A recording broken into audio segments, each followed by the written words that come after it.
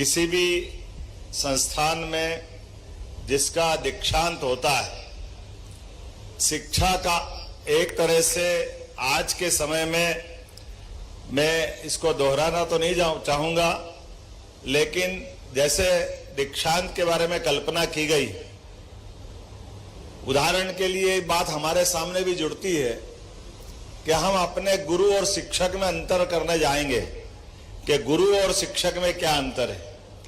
तो जो सिलेबस में से पढ़ाएगा, पाठ्यक्रम पढ़ाएगा, वो शिक्षक है, और जो संपूर्ण चिंता करेगा वो गुरु है।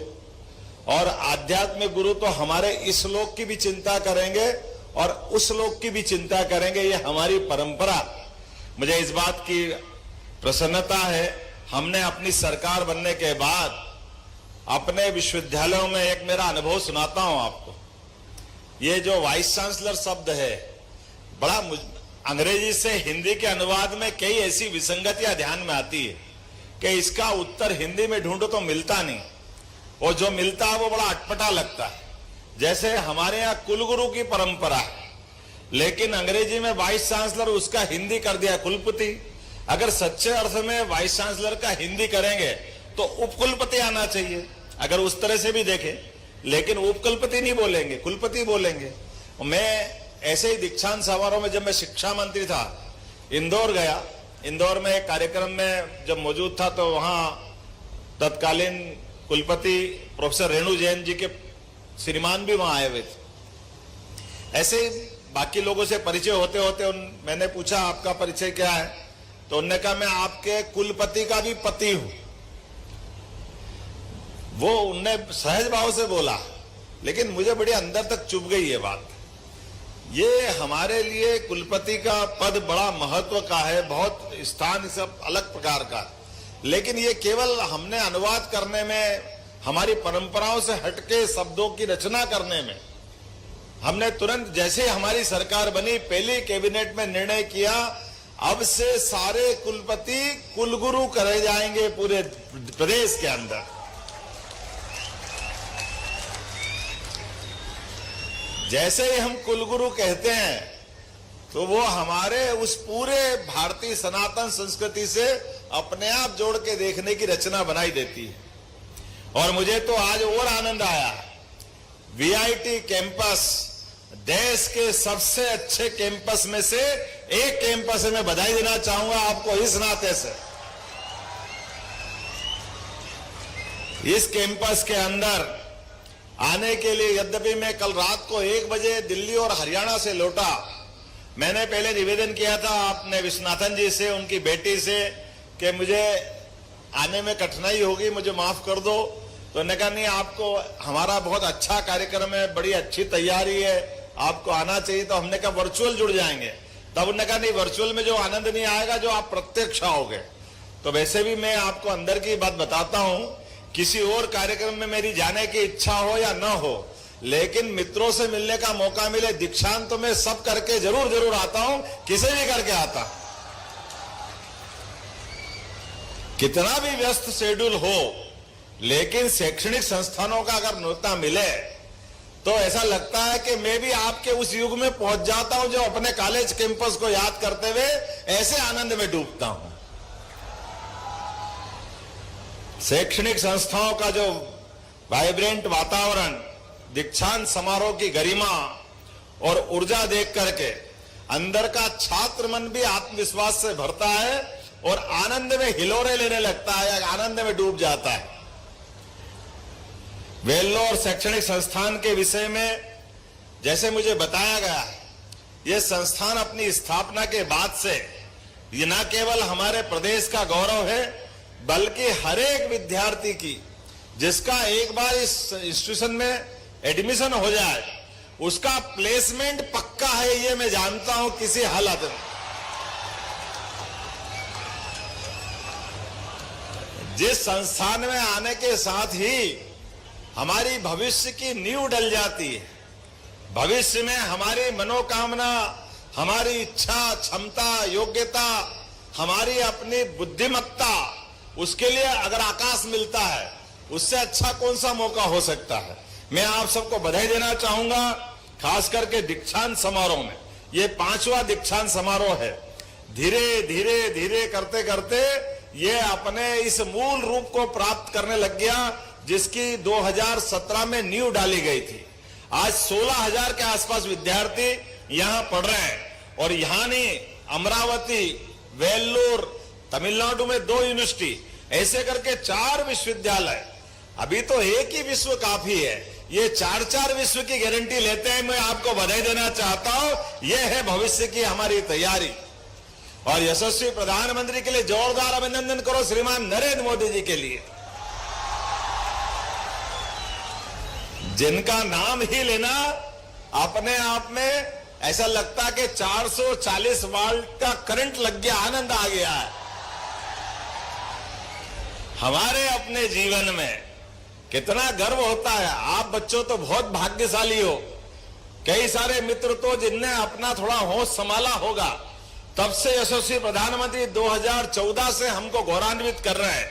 लेकिन हमारी ऐसी पीढ़ी भी बैठी है जिनने 2004 से 13 तक के भी प्रधानमंत्री देखे थे, ऐसे प्रधानमंत्री जो बोलते ही नहीं थे।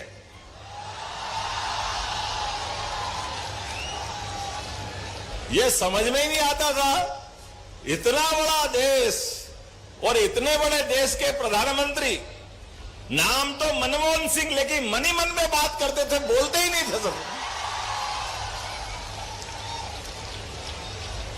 और अब आपका भाग्य इतना अच्छा है, जिनके भरोसे से हमारे देश के प्रधानमंत्री, जिनका उठना बैठना आना जाना और दुश्मन की तरफ निगाह उठा के देखे तो हवा निकल जाती है, ये है हमारे वर्तमान के प्रधानमंत्री। हमको गौरवान्वित करने के लिए दुनिया के सबसे बड़े लोकतंत्र के सबसे बड़े नायक यशस्वी प्रधानमंत्री, और प्रधानमंत्री का अपना जीवन भी कितना नीर छीर साफ सुथरा, जो अपने जीवन का एक एक पल अपने देश के लिए जी रहा है, ये हमारे लिए सबके लिए मार्गदर्शक के रूप में है।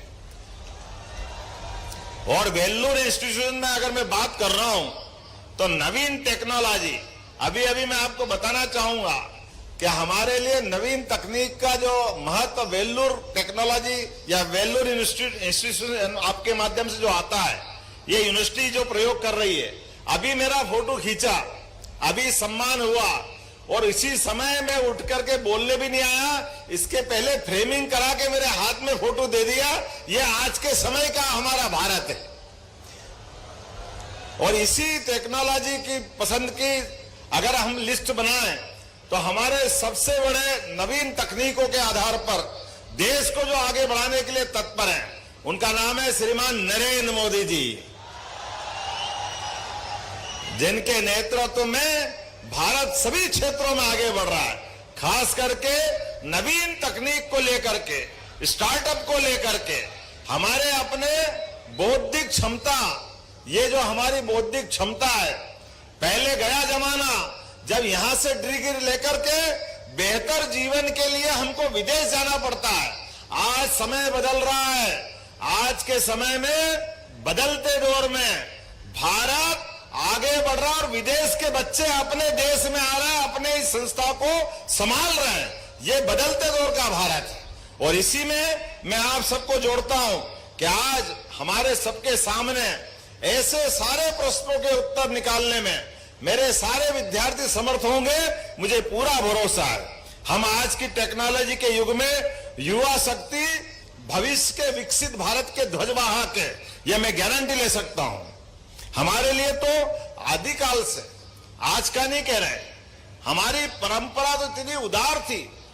17 लाख साल पहले, किसको कहते हैं 17 लाख साल पहले, समुद्र के ऊपर भी पुल बन सकता है, ये भगवान राम के काल में हमारी संस्कृति ने करके दिखाया है। और अभी तो हवाई जहाज से ही उड़ता आदमी। हो सकता है कोई ऐसी टेक्नोलॉजी आए कि हनुमान जी ने उड़ के प्राप्त कर ली, ये क्षमता भी भविष्य में हो सकती है, कोई असंभव नहीं है। आज के इस दौर के अंदर, बदलते समय में हमारे अपने बीच में ऐसे कई रहस्य हैं जिनको जानने की, समझने की, देखने की और हमको अंततः मानने की अवस्था मिलेगी। कभी कोई सोचा था कोविड के काल में, ये आज से 5 साल पहले ही पूरे विश्व में ऐसी बीमारी आएगी जिसका कोई बाहर से लक्षण दिखाई नहीं देता। रेल बंद, सड़क मार्ग बंद, पानी के जहाज बंद, हवाई जहाज भी बंद, और तो और आकाशवाणी के रेडियो भी गाना बजाना बंद करके बैठे थे। दूरदर्शन पे भी कुछ नहीं दिखाई दे रहा था। लेकिन ऐसे कठिन हालात में यशस्वी प्रधानमंत्री ने पूरे देश के लोगों की रक्षा की, लॉकडाउन लगा करके डंके की चोट। और मुझे इस बात की खुशी है, सबसे पहले टीके लगा करके जान बचाने का अगर कोई देश को गौरव मिला है तो हमारे देश भारत को मिला, जिसने फ्री में टीके लगाए। ये हमारा देश और ये हमारे देश का बौद्धिक क्षमता है। मैं आज के इस अवसर पर, आज तो ये कितने फ्रंट मिल गए, G20, G7, आसियान, ब्रिक्स, कितने मोर्चे हैं। और भारत की अर्थव्यवस्था 2014 में 11वें नंबर पे थी और आज 2024 के चुनाव तक 4थे नंबर पे थी। और वर्तमान के आंकड़े आ रहा है कि भारत अपने और आने वाले लक्ष्य में, जब तक 5 साल पूरे होंगे, भारत 3रे नंबर की अर्थव्यवस्था बनेगा। यह निश्चित भरोसा हमारे प्रधानमंत्री के नेतृत्व में है। आज हमारे देश के दुश्मनों की हालत क्या है? पहले पाकिस्तान की तरफ से गोली चलती थी, हमारे सैनिकों के सर काट के ले जाते थे, हमारे लोग हाथ पे हाथ धरक के बैठते थे।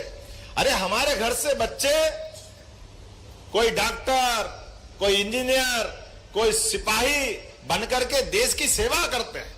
उनका खून देश की सेवा के लिए काम आता है। लेकिन बड़े दुर्भाग्य के साथ कहना पड़ रहा था, पाकिस्तान जैसा पिद्दी देश हमारे सैनिकों के सर काट के ले जाए। 10 साल तक अपमान होता रहा। 2003 से 2013 तक हमारे देश ने बदला नहीं लिया और अब हमारे बीच में 56 इंच के सीने वाले प्रधानमंत्री है। एक बार हिम्मत करे पाकिस्तान तो घर में घुस के मार के आते। ये भारत है और ये वर्तमान में प्रधानमंत्री की कार्यशैली है।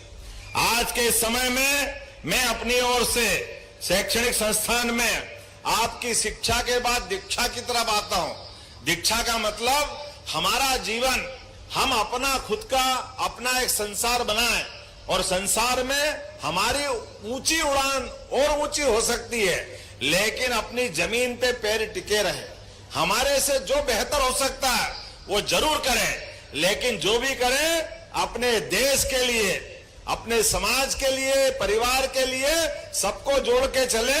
और अंततः हमारे बीच में एक बहुत अच्छा शब्द है, उस शब्द को बोलेंगे तो हमारी शिक्षा भी पूरी होगी और दीक्षा भी पूरी होगी। ये शब्द है भारत माता की जय। तो मेरे साथ बोलिए, भारत माता की, भारत माता की। सभी मित्रों का मैं स्वागत करता हूं, अभिनंदन करता हूं और उम्मीद करता हूं ये दीक्षांत समारोह आपके जीवन में सदैव अविस्मरणीय रहेगा। मध्य प्रदेश के साथ साथ मुझे बताया गया कि देश भर के अलग अलग राज्यों से, कई सारे राज्यों से हमारे बीच बच्चे आए और ये गर्व और गौरव की बात है। मध्य प्रदेश की धरती से आपका ये विशेष संबंध जुड़ा है, सीहोर जिले से आपका संबंध जुड़ा है, आष्टा तहसील से आपका संबंध जुड़ा है। ये संबंध जीवन भर जुड़ा रहेगा। आप और हम सब मिलकर के सदैव भारत माता की सेवा करते रहे। बहुत बहुत धन्यवाद। भारत माता की जय।